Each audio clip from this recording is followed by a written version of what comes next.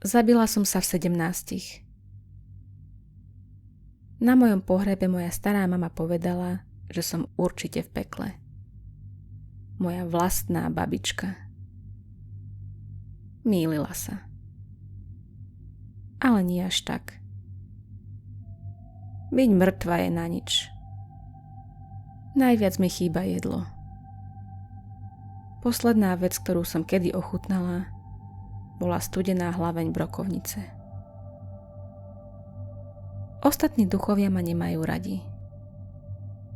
Raz som zdvorilo počúvala, ako nejaký mŕtvý chlapík hodinu žartoval o tom, ako ho zastrelili kvôli $20. Ale keď som sa mu pokúsila povedať niečo o sebe, povedal, že už so mnou nechce hovoriť.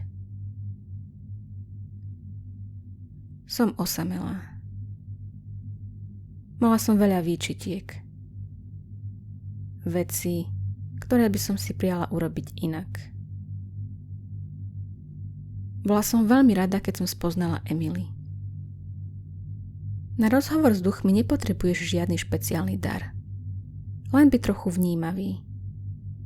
A to väčšina ľudí nie je. Ale Emily bola. Mala 16 a pripomínala mi mňa. Emily si najskôr myslela, že sa zbláznila. Ale presvedčila som ju o opaku. Rozprávali sme sa, keď bola sama.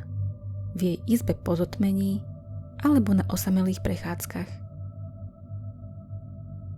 Jej rodičia boli veľmi konzervatívne typy s veľkou americkou vlajkou na dvore a 50 zbraňmi v dome.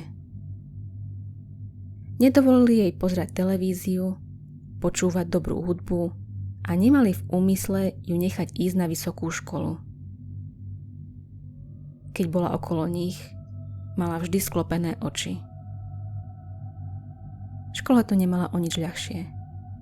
Bola nemotorná a obyčajná, takže deti na ňu boli zlé.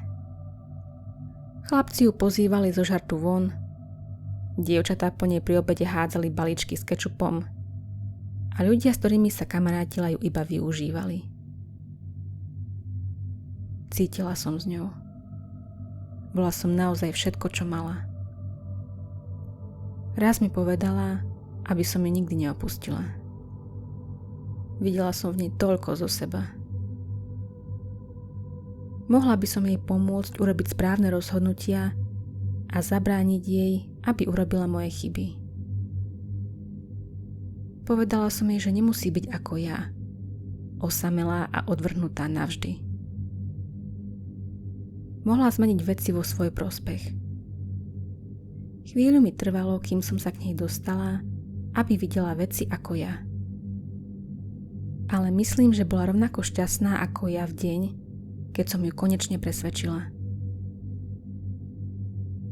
Vzala pištol zo skrinky a zastrelila oboch svojich rodičov pri raňajkách.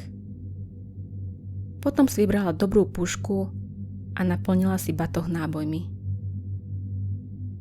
Mne sa podarilo zabiť iba tucet tráčov v našej škole, kým policajti vtrhli do budovy a ja som to skoncovala. Ale ja som nemala takého priateľa ako ja. Emily to zvládne lepšie. Verím jej. A potom budeme mať všetok čas sveta na to, aby sme sa stretli.